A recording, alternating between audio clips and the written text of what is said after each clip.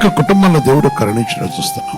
ఈరోజు మనం కూడా అబ్రహాము ఓర్చుకున్నాడు, కనిపెట్టుకున్నాడు, వాగ్దానం పొందాడు, ఆశీర్వాదం పొందాడు. అబ్రహాము తన జీవితంలో గొప్ప ఆశీర్వాదం పొందాడు. నీ జీవితంలో కూడా ఆశ్రయింపబట్ట కోసం, నీ జీవితంలో కూడా మేలు పొందడం కోసం, వాగ్దానాలు కలిగి ఓర్పుతో ప్రభు కోసం ఎవరైతే కనిపెట్టుకున్నారో వారు తప్పక వారి జీవితంలో ఆయన వాగ్దాన ప్రకారం దీవించేవాడు, ఆశీర్వదించేవాడు. ఆయన చేసిన వాగ్దానం ఎప్పుడు మర్చిపోయేవాడు కాదు. దేవుడు మన కొరకు చేసిన వాగ్దానాన్ని మర్చిపోవడం.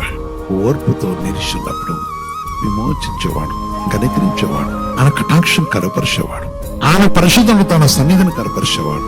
ఆయన ఉద్దేశమైన మన జీవితానికి కావాల్సిన వాగ్దానం. అందుకనే ప్రభు కోసం కనిపెట్టుకోవాలి. తొందరపడి మాట్లాడటం వల్ల కృపను పోగొట్టుకుంటారు.